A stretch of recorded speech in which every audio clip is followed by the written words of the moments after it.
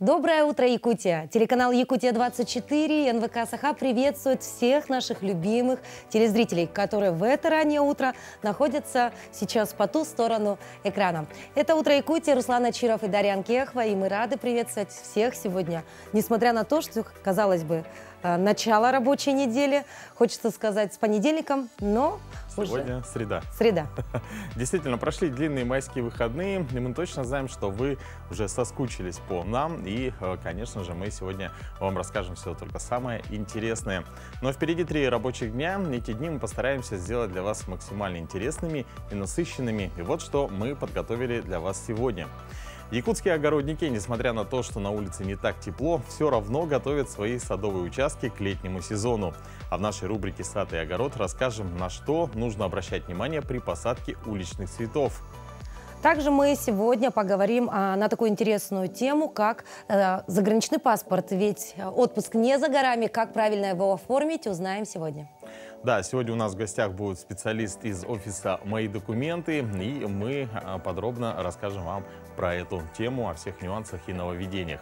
Ну, действительно, сегодня мы затронем также тему безопасности детского имущества, так как вместе с летним сезоном наступает пора работы детских лагерей, и вопрос сохранения детских вещей станет как раз актуальным.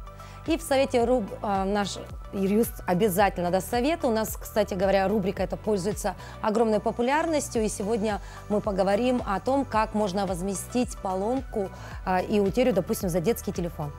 Да, ну и, конечно, в завершении нашего эфира к нам в гости придут специалисты из музея «Россия. Моя история». Они нам расскажут о предстоящем летнем сезоне, что ждет якутян в самом большом культурном месте столицы. Ну а мы, конечно, просим по традиции вас подписаться на наш телеграм-канал «Утро Якутии», где вы найдете еще больше интересных новостей и, конечно же, можете все что угодно практически найти там. Ну а сейчас давайте узнаем, какая погода за окном. В центральных районах температура воздуха на 6 часов утра была на отметке 3 градуса. В Заречной группе 2–4. В южных районах до -5. В Вилюйской группе 7–9 градусов со знаком плюс. В Нижнеленских +1. В западных районах 4–7 градусов выше 0. В Колымандигирской группе улусов до -11. В Янских районах 2 градуса со знаком плюс. На северо-западе до -18. В Якутске температура воздуха на 6 часов утра была на отметке +1 градус. Атмосферное давление 752 миллиметра ртутного столба. Ветер юго-восточный 4 метра в секунду. Сегодня днем без осадков. Ветер юго-западный 5–10 метров в секунду. Порывы ветра ожидаются до 15–17 метров в секунду. Температура воздуха +17. Как мы уже отметили, сегодня на календаре 10 мая, это 130-й день по григорианскому календарю, ну а до конца года остается 235 дней. Но в этот день отмечают 23 ежегодных праздника. Так, например, на Мальдивах ежегодно на 10 мая отмечается как День защиты детей, праздник цветов в Азербайджане, День книги в Германии. Ну а какие еще праздники отмечают сегодня, давайте узнаем прямо сейчас. Сегодня Всемирный день движения для здоровья, Всемирный день борьбы с системной красноволчанкой. В этот день Русская Православная Церковь почитает Симеона Сродника. Свое прозвище Симеон получил из-за того, что повсюду на Руси уже начиналась пахота. Для северных и центральных областей она считалась ранней. С пахотой у русских крестьян было связано множество пословиц и поговорок. Среди них такие: «Не ленись с плужком, будешь с пирожком. И поедим и спляшем, только пашню вспашем». Существовали и особые приметы. Например, в южнорусских областях до запашки полей нельзя было петь, а пение вблизи полей даже считалось грехом. Это день в истории. В 1503 году в этот день Христофор Колумб открыл Каймановы острова. В 1706 спущен на воду первый военный корабль, построенный в Адмиралтействе в Петербурге. В 1796 битва под Лодзей между австрийскими войсками и Наполеоном, закончившаяся победой второго. В 1811 году в Англии введены бумажные деньги. В 1883 указом императора Александра III бело-сине-красные цвета были объявлены национальными цветами России. В 1883 году в Москве зажглись первые 22 электрических дуговых фонаря. В 1887 году император Александр III издал указ построить в Москве на Красной площади грандиозные верхние торговые ряды, нынешний ГУМ. В 1904 под Москвой в Кучино основан первый в России аэродинамический институт имени Рябушинского. 14 января 1905 году состоялось его официальное открытие. В 1907 Петр Столыпин в Госдуме заявил: «Вам нужны великие потрясения, нам нужна великая Россия». В 1913 году прошел первый полет самолета С-9 «Большой Балтийский» или «Гранд» конструктора Игоря Сикорского. А в 1932 в Ленинграде завод «Коминтерн» выпустил первые 20 советских телевизоров. В этот день родились. В 1938 году родилась Марина Влади, французская актриса и певица. В 1955-м Александр Друзь, советский и российский инженер, игрок интеллектуальных игр, магистр клуба «Что, где, когда», обладатель приза «Бриллиантовая сова», шестикратный обладатель приза «Хрустальная сова», трехкратный чемпион мира по спортивной версии ЧГК, телеведущий. В 1956 году появился на свет Владислав Листьев, советский российский телеведущий, журналист, первый генеральный директор ОРТ. В 1956 году родилась Линда Евангелиста, канадская топ-модель. Именины сегодня отмечают Анастасия, Георгий, Иван, Илларион, Мария, Николай, Павел, Петр, Семен, Сергей и Степан. Скоро наступит долгожданное лето, а вместе с ним придет долгожданная пора летних отпусков. Из-за сложившейся ситуации в стране россиянам стало сложнее определиться с отпуском. Но, несмотря на это, многие путешественники все же находят пути решения этой проблемы. Как в 2023 году запланировать поездку из России за границу, можно и без загранпаспорта. И это оказалось вполне реально. Так, существует ряд стран, которые принимают россиян по общегражданскому паспорту. О них сообщает Турпром со ссылкой на блог отечественного путешественника на Яндекс.Дзене. И первую строчку этого списка открывает Армения. В Ереван есть прямые рейсы из многих городов России. Страна красивая, и в целом здесь есть что посмотреть, пояснил автор поста. Он также отметил, что за время путешествия по этой стране успел побывать на нескольких винодельнях и винных фестивалях. По российскому паспорту в стране можно находиться до 6 месяцев. Существует возможность обнулить время пребывания. Для этого нужно выехать в Россию и вернуться в Армению на самолете. На второй строчке расположилась Белоруссия. Сюда можно въехать как по земле, так и по воздуху. В Беларуси время пребывания для россиян не ограничено. И можно въехать как раз-таки по российскому паспорту. Тройку списка замыкает Казахстан. Еще одна живописная и крайне интересная страна, в которой без дополнительных документов можно провести 30 суток. Далее Киргизия, Абхазия и Южная Осетия. Так что если вы еще планируете свой отпуск, можете смело поехать и посетить эти соседние государства. Ну а тем, кто хочет посетить именно визовые страны, вам обязательно надо оформить заграничные паспорта. Теперь это можно сделать и через офисы «Мои документы». И как раз сегодня у нас в гостях специалист центра Сардана Амосова, которая как раз и расскажет, как можно их оформить. Доброе утро. Доброе утро. Ну, конечно, в первую очередь интересуют сроки. Обычно лежит и лежит этот паспорт, допустим, да, а тут купила путевку, а срок уже истек.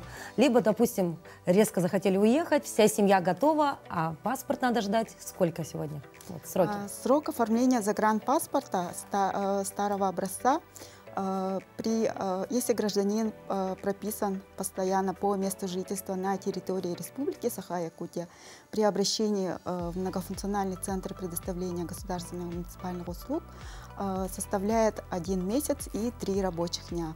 А для граждан, зарегистрированных по месту жительства за пределами Республики Саха-Якутия, срок оформления загранпаспорта составляет 3 месяца и 3 рабочих дня.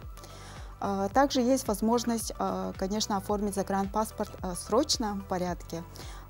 Это для граждан, которым требуется выезд за пределы Российской Федерации в связи с тяжелыми заболеваниями, либо со смертью близкого родственника. В этом случае срок оформления загранпаспорта составляет 6 рабочих дней. То есть только в этих случаях можно так быстро? Да. За дополнительные платы? К сожалению, нет. К сожалению, то есть нужно все-таки придерживаться всех сроков, да? Но на какое-то время приостанавливали, да, выдачу загранпаспортов нового поколения. Что сегодня с этой ситуацией? На данный момент мы также пока не принимаем документы на оформление загранпаспорта нового поколения. Это связано с техническими проблемами. И у нас пока точно нет информации о возобновлении данной услуги. Можно отслеживать наш официальный сайт mfc-saha.ru и наши социальные сети о возобновлении данной услуги. Для оформления загранпаспорта какие требуются документы от гражданина? Для оформления загранпаспорта для людей старше 18 лет в обязательном порядке нужно, конечно, предоставить паспорт гражданина Российской Федерации, фотографии размером 3,5 на 4,5 сантиметров в количестве 3 штук и квитанция об оплате государственной пошлины, конечно же. И если у заявителя есть действующий загранпаспорт, то его, также этот документ также необходимо предоставить. Для мужчин от 18 до 27 лет также дополнительно нужно будет предоставить военный билет о прохождении воинской службы, либо приписное удостоверение, либо справка с военного комиссариата. Для детей до 18 лет заявление, конечно же, подается законным представителем. Ему необходимо будет предоставить свой паспорт гражданина Российской Федерации. Также документ, подтверждающий родство, это, конечно, свидетельство о рождении ребенка, либо для опекунов, либо попечителей документ опеки и попечительства, подтверждающий их опеку и попечительство. Также для детей от 14 до 18 лет, помимо свидетельства о рождении, еще нужно будет предоставить паспорт гражданина Российской Федерации. Также фотографии для детей до 14 лет в количестве 2 штук, а для детей старше 14 лет нужно фотографии в количестве 3 штук предоставить. Госпошлина существует? Госпошлина, конечно, есть для оформления загранпаспорта. Размер госпошлины на данный момент для оформления загранпаспорта старого образца составляет для детей до 14 лет 1000 рублей, а для граждан старше 14 лет 2000 рублей. Спасибо большое. И, соответственно, чтобы оформить загранпаспорт, все достаточно, можно записаться в мои документы, и все очень достаточно оперативно сделать. Спасибо большое, что посетили наш утренний эфир. А мы передаем слово нашим коллегам из новостного отдела.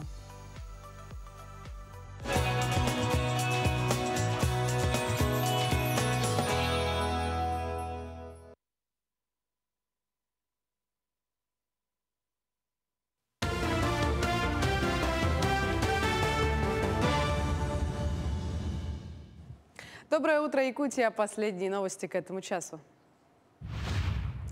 Торговый оборот России и Китая с января по апрель увеличился в годовом исчислении на 41,3%. Россия преимущественно поставляет Китаю энергоресурсы.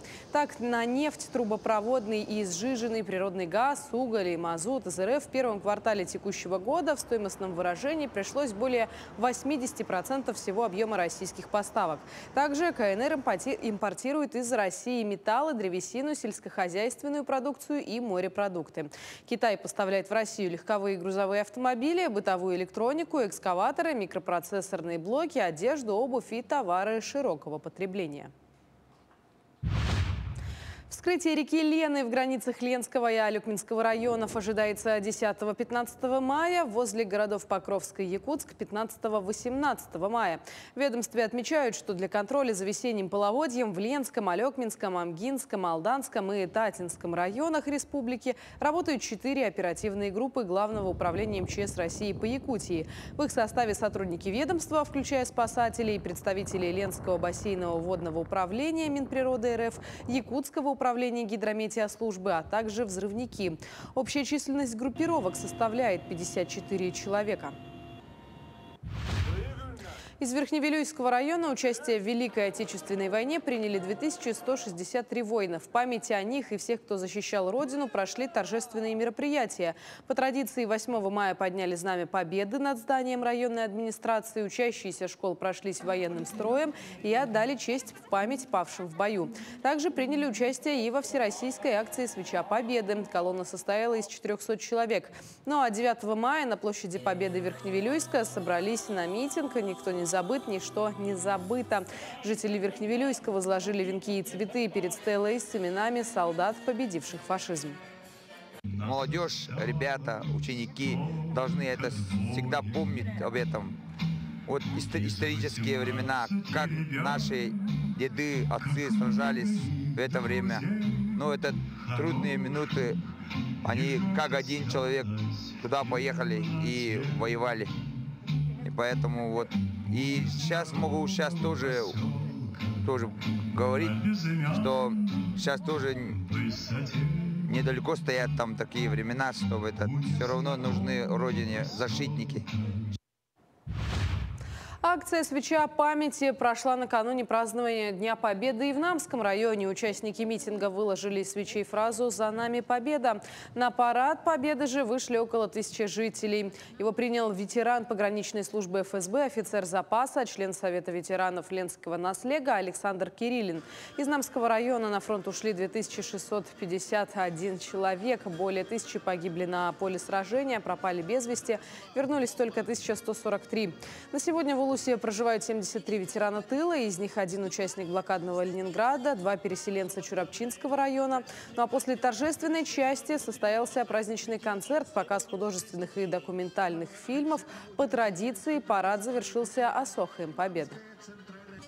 Этот праздник, конечно, он получается как в такой ситуации трудной, но все-таки то, что это великая победа, мы все равно должны ее отметить. Потому что это все идет для нашего будущего, для наших детей, для наших внуков и правнуков. С победой! И хочется мира на всей планете. Хочется, чтобы наши воины, которые находятся сейчас в такой ситуации, чтобы они вернулись живыми, здоровыми. Новое исследование показало, что обучение музыке дает дополнительную пользу для мозга, сохраняя нейронные паттерны у пожилых людей. Это позволяет им лучше воспринимать речь.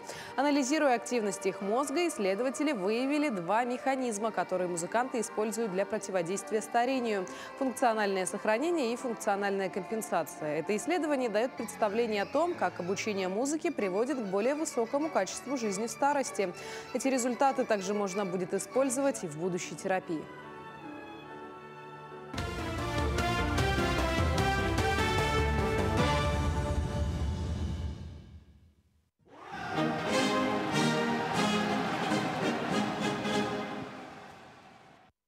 Спасибо, Надежда. Это «Утро Якутии» на каналах Якутия-24 НВК Саха. Мы продолжаем наш эфир, и сейчас рубрика «Устами младенца». И эту короткую рабочую неделю мы посвящаем Дню Победы. И каждый день мы вам будем вместе с нашими участниками рубриками рассказывать о подвигах наших дедов и прадедов. А именно рассказывать стихи про День Победы.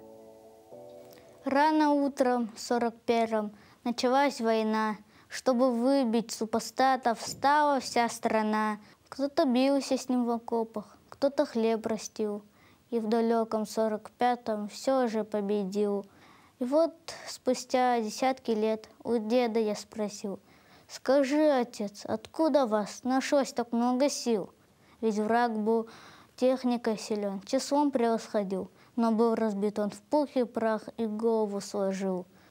Старик немного помолчал, селезинку обронил, сказал: «Вся сила в том, сынок, что родину любил».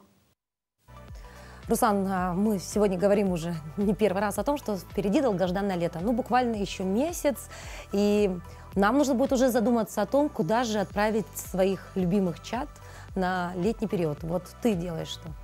Ну, у нас такое традиционное, мы выезжаем всей семьей обычно на Байкал, то есть там отдыхаем как бы.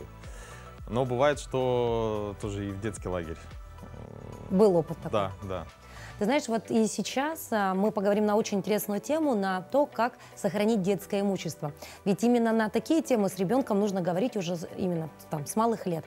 Потому что, ну, бывает невнимательны, потеряли тут, потеряли там, а самое главное, свой любимый гаджет. Да, действительно, ну, прививать вообще нужно, да, чтобы ребенок берег свои вещи с самого детства, но, тем не менее, бывает всякое, ну, все что угодно, да, то есть в том числе и такие небольшие проблемы. Ну, а как, да, сохранить их, то есть возместить, может быть, затраты, об этом нам расскажет наш юрист Вероника Тантосова. Доброе утро, дорогие телезрители. Куда же без телефона? Мне кажется, сейчас дети даже с 3 лет уже все с телефонами. И главное, телефоны такие серьезные. И вот случай. Ну, как всегда, отправили ребенка в школу, был целый телефон, пришел, а он сломан. И рассказывает, что это все его одноклассник. Кто же несет ответственность? Давайте разбираться.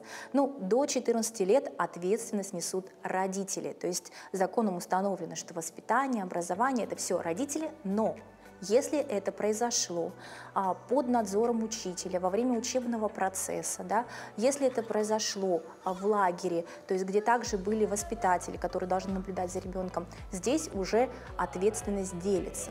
То есть здесь уже будет определять, если это суд в судебном порядке, кто же больше виноват. Учреждение, которое не досмотрело, что ребенку нанесли ущерб имуществу ребенка, да, разбили телефон, либо все-таки родители, которые, там, ребенок стоял на учете, или там неоднократно учителя обращались, что примите меру, он забирает там чужие телефоны или какие-то иные действия совершает, тогда уже совместно несут ответственность и родители.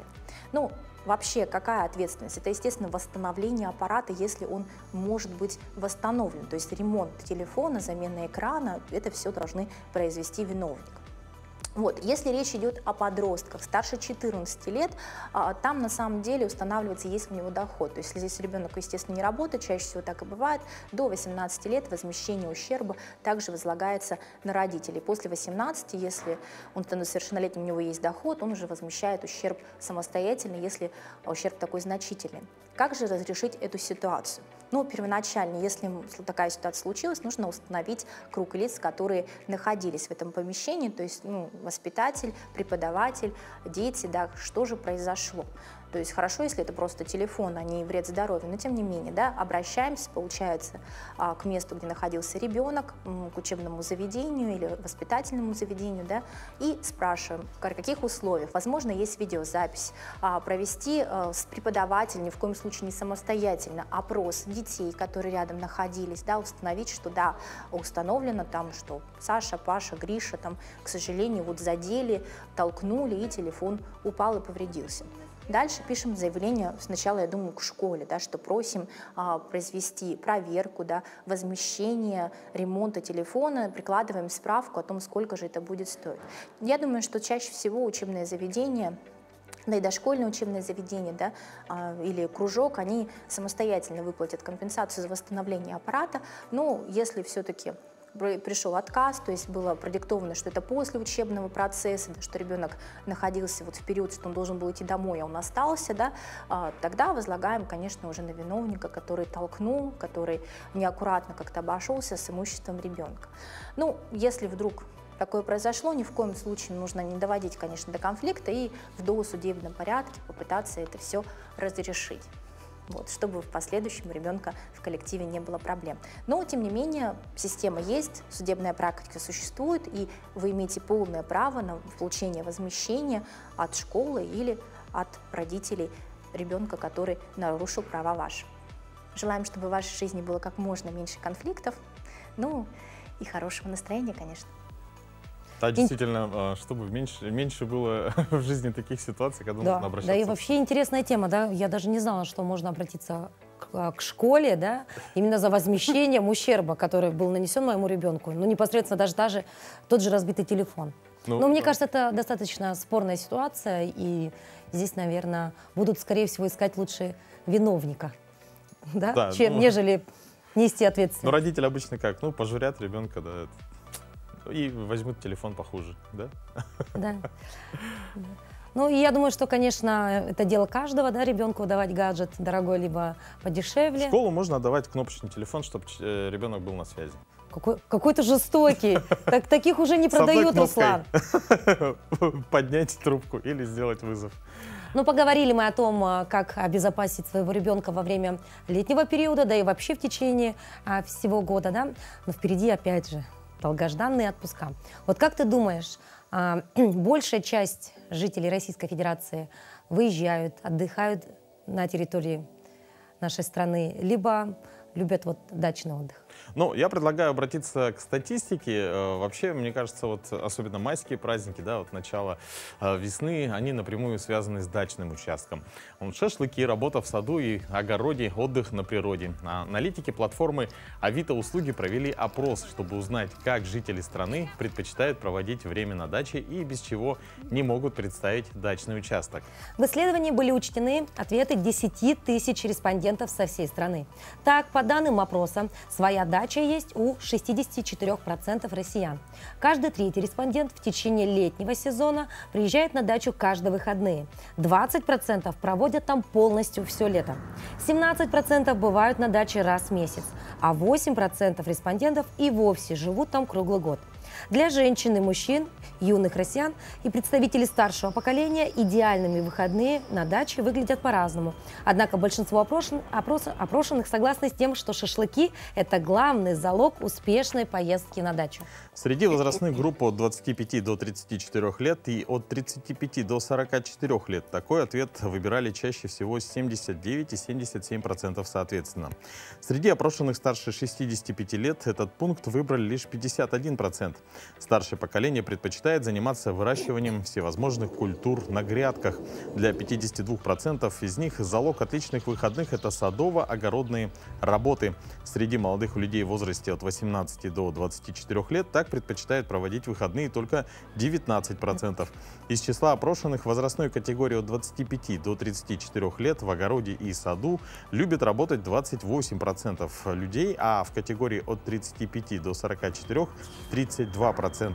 К другим любимым видам времяпрепровождения на даче у россиян относятся посиделки с друзьями и родственниками – это 60%, рыбалка или поход в лес за грибами и ягодами – 50%, и пассивный отдых, например, лежание в гамаке или солнечной ванной предпочтут 38% россиян.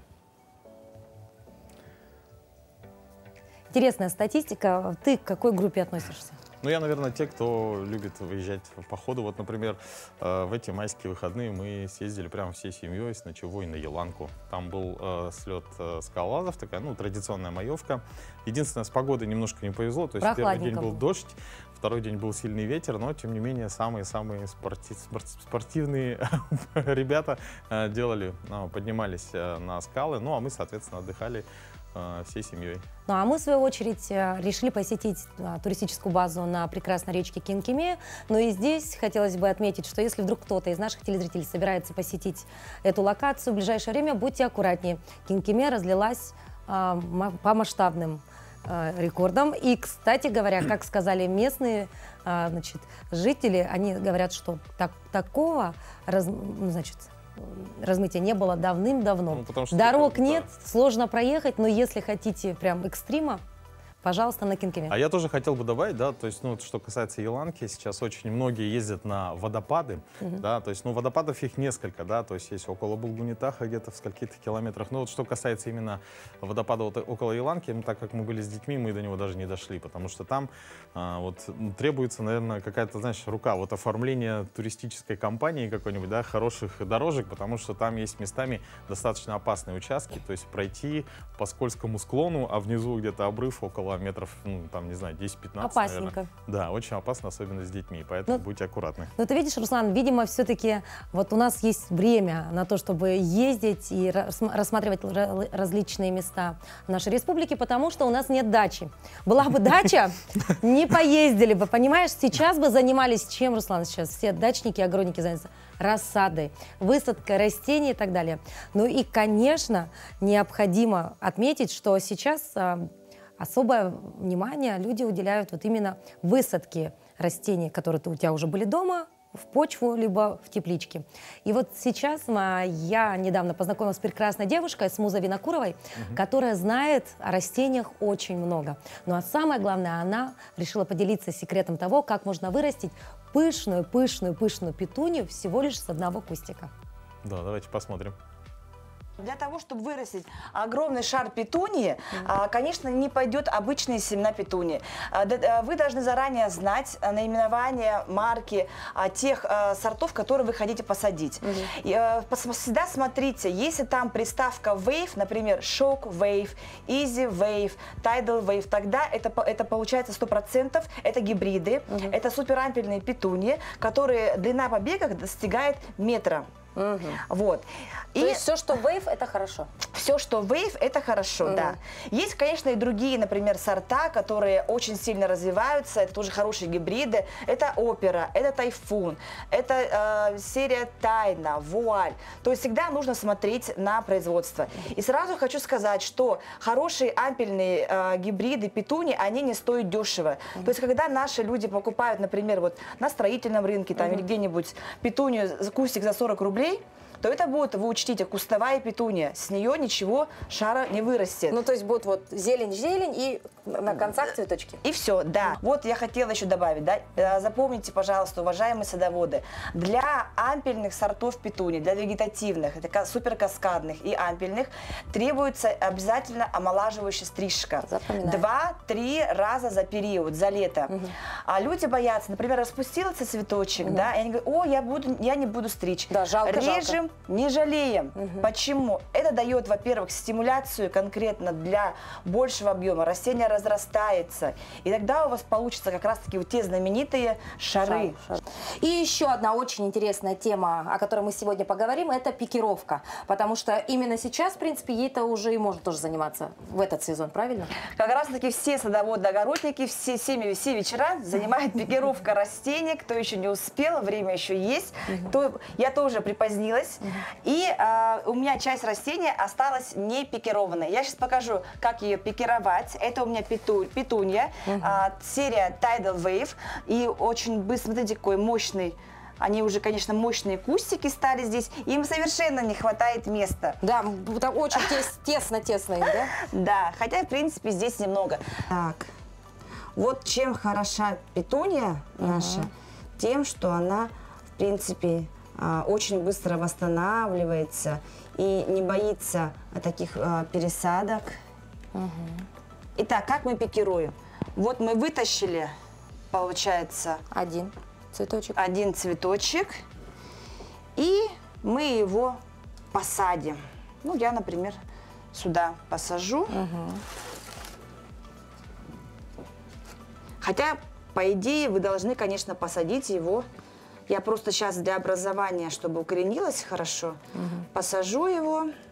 А так уже, конечно, надо их рассаживать в стаканчике 0,5. Как вот у нас было здесь, да? Как вот у нас было здесь. Проливаем все это. И здесь уже можно подпорник не ставить, потому что у них корни уже есть. Есть. Да. Все пролили и забыли, и поставили. Вот так.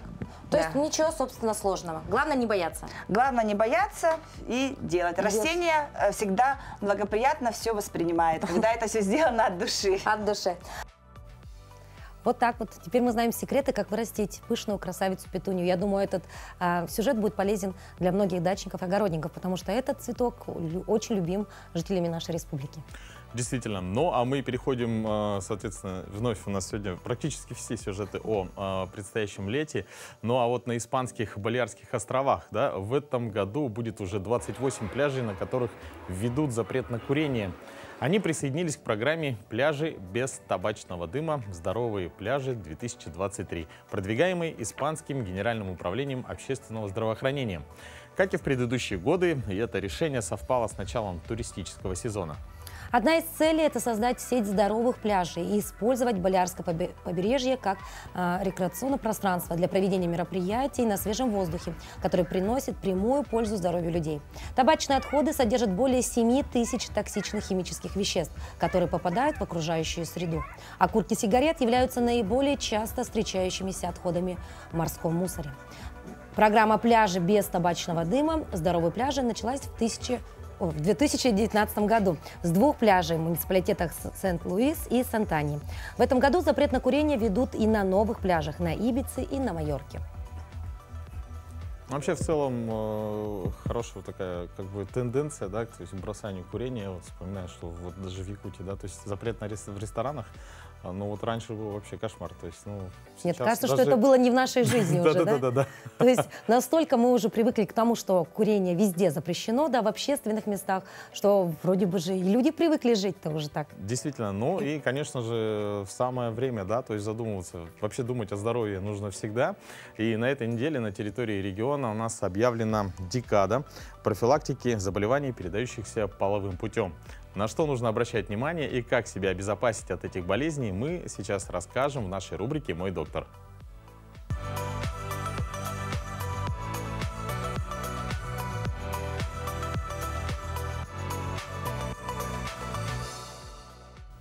Доброе утро!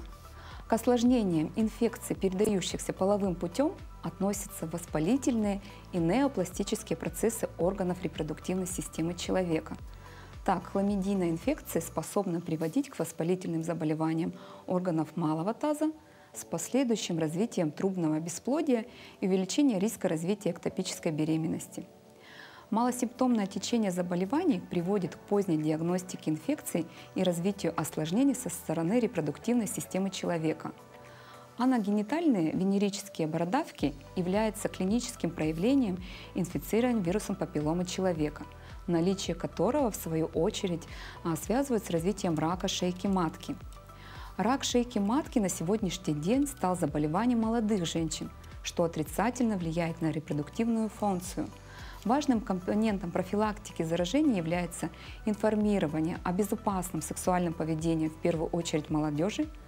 Для своевременной диагностики необходимо проведение регулярных скринингов и профилактических обследований на инфекции, передающихся половым путем, для выявления малосимптомных и бессимптомных форм заболеваний. Обязательным является контрольное обследование после лечения в установленные сроки и отсутствие половых контактов во время лечения. Будьте здоровы!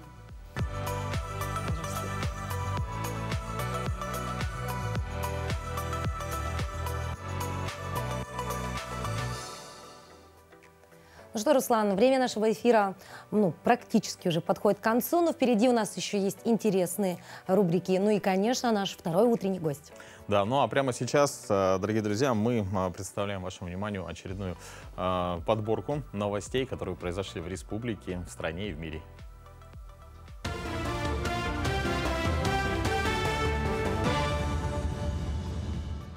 Мы продолжаем освещать самые заметные события. Доброе утро. Посылки весом до 10 килограммов для участников специальной военной операции с начала мая доставляются бесплатно. Соответствующее поручение дали Минцифры совместно с Почтой России. По информации Почты России, число посылок до 10 килограммов, которое может оформить один отправитель, не ограничено. Подробную информацию о правилах бесплатной отправки посылок военнослужащим в зону СВО можно уточнить в контакт-центре Почты России. В поселке Удачный 5 молодых семей получили сертификаты на выплату для приобретения или строительства жилья в рамках федеральной программы «Жилье молодой семье».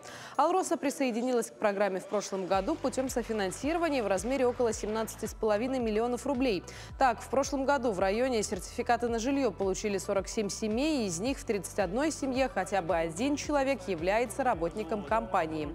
«Алроса» – единственная компания республики, участвующая в данной программе. Руководство видит реальную пользу от таких вложений и их экономическую эффективность. Общая сумма выплат в прошлом году молодым семьям составила более 46 миллионов рублей. Семья может планировать и увеличение количества детей, то есть рост демографической политики. И, конечно же, это преемственность поколений.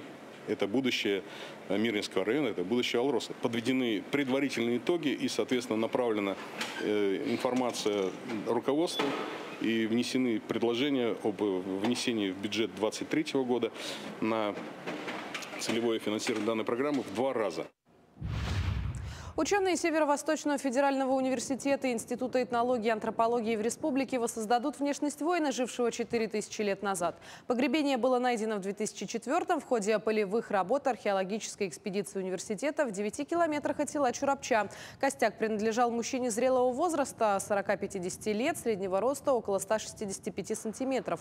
Он был полностью укрыт щитом, состоящим из более 100 костяных пластин.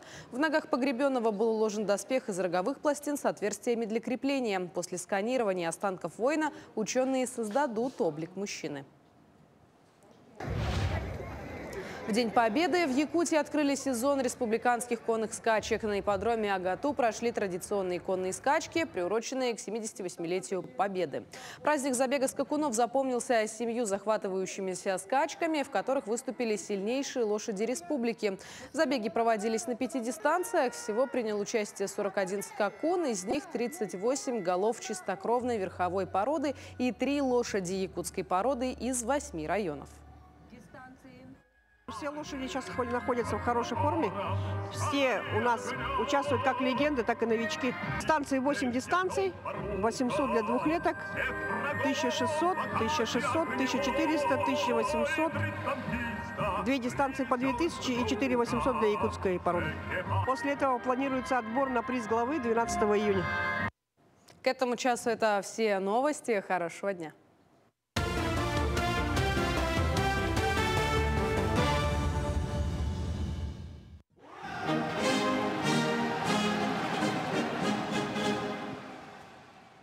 Я, ребята, на войне, в бой ходил, горел в огне, мерз в окопах под Москвой, но, как видите, живой. Не имел, ребята, права я замерзнуть на снегу, утонуть на переправах, дом родной отдать врагу. Должен был прийти к маме, хлеб растить, косить траву.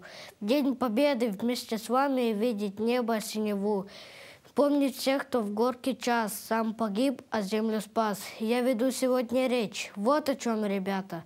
Надо родину беречь по-солдатски свято. Никто не забыт, ничто не забыто.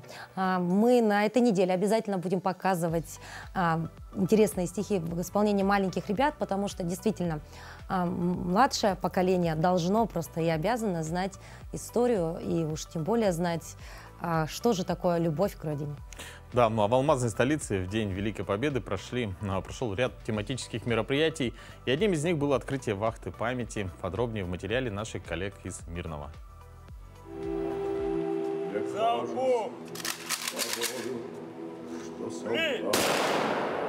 Ученики 12-й школы Мирного открыли вахту памяти оружейным салютом на площади 30-летия Победы. В День памяти и примирения представителя городской, районной администрации и Алроса почтили погибших в годы Великой Отечественной войны, послушали стихи о доблести солдат Красной Армии, а юные патриоты заступили в караул у Вечного огня. Сегодня школьники отдают дань памяти, потому что основная наша задача сегодняшнего нашего поколения – это нести дальше ту память, то великое наследие предков, которое нам дано. То есть мы обязаны его сохранить и передать нашим будущим поколениям. Сотрудники администрации и управления алмазной компании возложили цветы к памятникам и мемориальным доскам почетных жителей алмазной столицы. Но вчера действительно был великий праздничный день, и в городе Якутске также прошли мероприятия, посвященные Дню Победы. Так, по итогам этого дня, по сообщению городской администрации, праздничные мероприятия в городе Якутске посетили более 18 тысяч человек. Как прошел День Победы в столице региона, более подробно в материале Марии Кардашевской. В честь 78-й годовщины Победы в Великой Отечественной войне к памятнику воинов-победителей традиционно возложили цветы и почтили минутой молчания. В военно-патриотическом параде выстроились в стройные ряды служащие правоохранительных органов, якутского гарнизона, военно-патриотических клубов, воспитанники якутской кадетской школы и учащиеся школ города. В этот день на площадь пришли и те, кто в далеком 45-м принес победу советскому народу – ветераны Великой Отечественной войны. Всех участников парада поздравляю с Днем Великой Победы! Желаю успеха в работе, все силы способность отдать на дальнейшее процветание родной Якутской республики. Ну а для тех, кто не застал военные годы, на площади представили выставку военной техники из коллекции Музея славы Добровольного общества содействия армии, авиации и флоту. Некоторые экспонаты представлены частными коллекционерами. Выставлены образцы, представляют собой образцы оружия Германии, СССР и американские образцы. Это разная коллекция, то есть часть находится в частных руках, часть находится в музее ДОСААФ, то есть собранная, вот конкретно то, что здесь представлено, это собрано, грубо говоря, сборы по нитке благодаря Соболеву Сергею Владимировичу. Практически вся техника, представленная на выставке, сделана уже в послевоенные годы, но есть и оружие, участвовавшее в Великой Отечественной войне. Например, пулемет Дегтярева 1938 года выпуска и пистолет-пулемет Шпагина 1943 года выпуска. После праздничной программы якутяне традиционно собрались в круг и исполнили священный национальный танец «Осохой». К танцу присоединились представители разных поколений. Запевалы исполнили свои авторские песни. Всего в «Осохое» участвовало более 20 запевал. Самому старшему из них, Аардархану Егору Осипову, 96 лет. В городе живу 7-й год. Так, как приехал, так и хожу в дом Арчи. И это, занимаюсь Осохой. Ну так. Сейчас Днем Победы мы начинаем Осохой. Про победу. И начинаем свои слова. Начинаем и поем. Череда праздничных мероприятий в честь 78-й годовщины Победы в Великой Отечественной войне традиционно завершится праздничным салютом в 10 часов вечера. Мария Кардашевская, Виктор Дьячковский, Якутск. Тему Великой Победы мы сейчас продолжим с нашим гостем. Знакомьтесь, это Айсен Габушев. Он у нас является экскурсоводом музея «Россия. Моя история». Айсен, доброе утро. Доброе утро. Доброе утро. Айсен, поподробнее можете ли нам рассказать о том, какая экспозиция представлена в данное время в вашем музее к 78-й годовщине Великой Победы?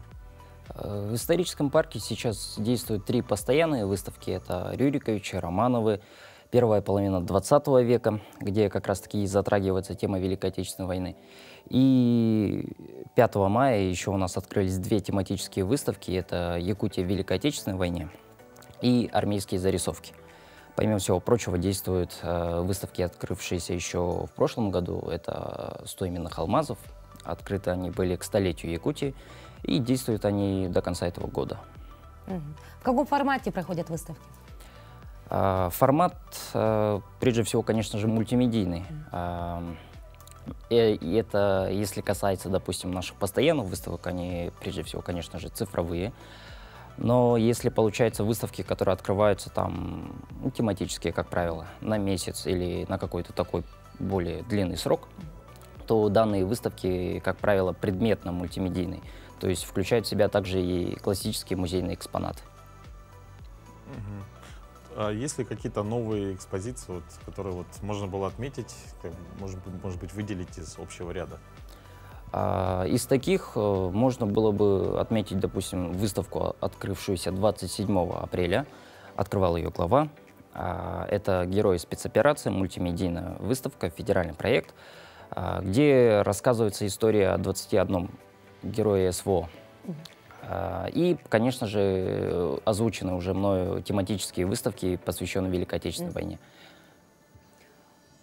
В данное время, допустим, вообще каким образом организуется экскурсионная деятельность, да, то есть приходят, вы группами собираете, да, то есть или школьники приходят? Можно ли прийти индивидуально, возможно ли организовать именно как-то идейно, может быть, возрастные какие-то моменты, или все выставки идут как для младшего поколения, так и для старшего? Разумеется, прежде всего можно и записаться, как правило, записываются организованными группами, это получается прежде всего, конечно же, школы и какие-то еще прочие образовательные учреждения, ну и, разумеется, организации. Помимо всего прочего, можно записаться прямо на месте, то есть при наличии свободного экскурсовода вам сразу же, получается, предоставят его услуги.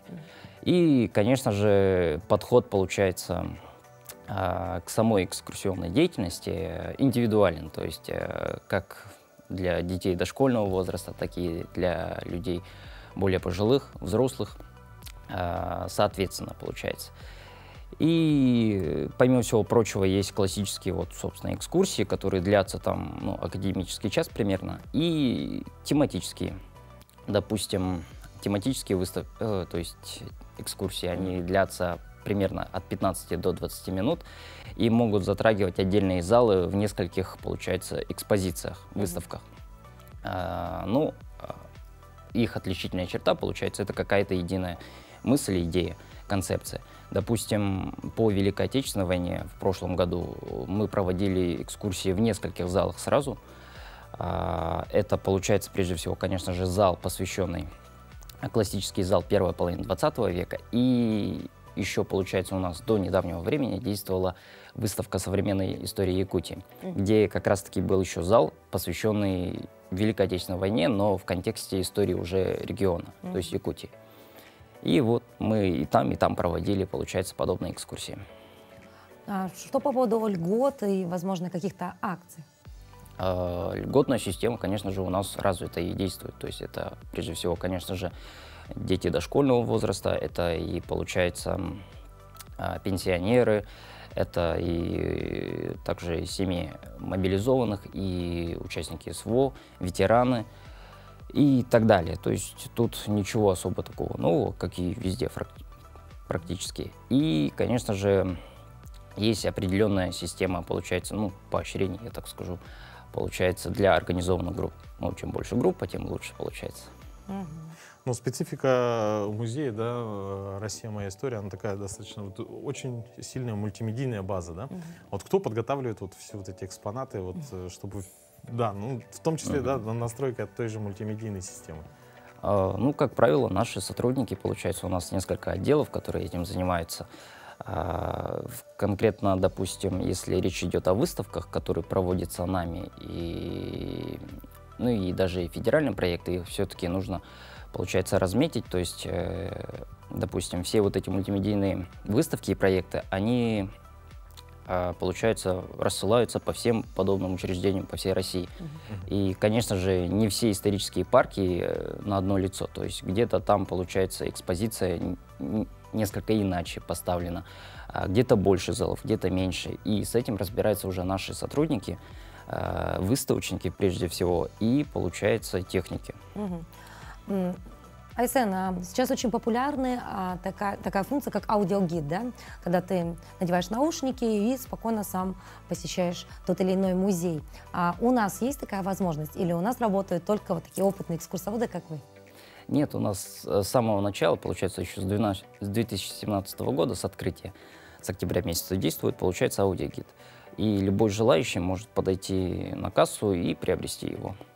Аудиогиды действуют по всем классическим, получается, постоянным экспозициям. Это озвученные мной уже ранее Рюриковича, Романова и первая половина 20 века, и, конечно же, вторая половина 20 века. И, помимо всего прочего, мы работаем над тем, чтобы, получается, уже на какие-то уже наши выставки определенные создавались подобные аудиогиды.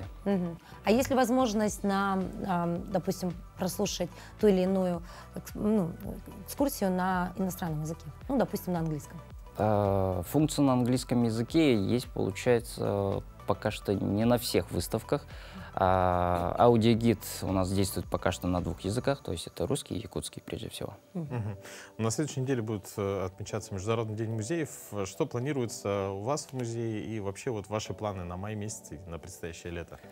Ну, если говорить о предстоящих событиях на май месяц, разумеется, главное событие — это музейный фестиваль, как вы уже и отметили.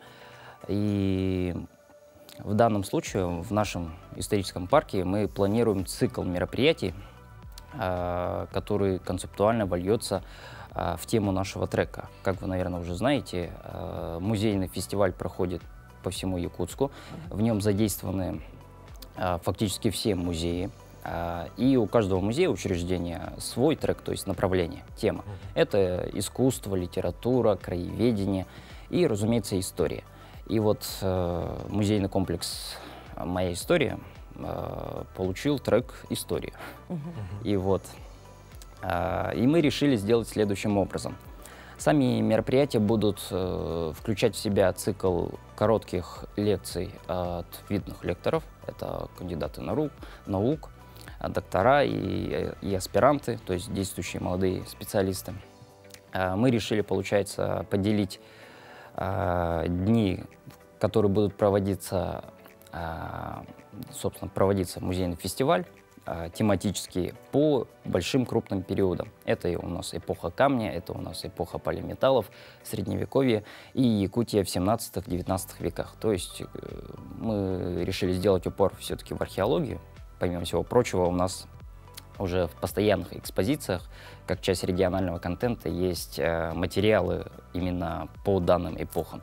То есть мы хотим, получается, провести такое комплексное мероприятие, где можно будет и, получается, такие в неформальной обстановке лекции послушать, и, получается, пройтись по нашим выставкам, но уже, получается, с упором на, получается, тему нашего музейного фестиваля, так сказать. Айзен, а будут ли какие-то интересные, допустим, акции, как «Ночь в музее», или же, допустим, может быть, что-то для детей интересное такое, более современное? Да, разумеется. «Ночь в музее» у нас проходит, всероссийская акция 20 мая, и вот 20 мая у нас будет День открытых дверей. Мы приглашаем всех, получается, жителей города Якутска. Вход будет абсолютно бесплатный, а 17, 18, 19 числа у нас вход будет действовать по единому билету, и в том числе по пушкинской карте. Все-таки на нее упор делается. То есть, по большому счету, это будет мероприятие, предназначенное для молодых. Айзен, большое вам спасибо. И я думаю, что многие наши телезрители уже наметили планы, да, посетить ваш музей. Ну и, конечно же, всегда оставайтесь вместе с нами на телеканале Якутия-24, буквально уже завтра и послезавтра тоже. До новых встреч, доброго утра и хорошего вам настроения.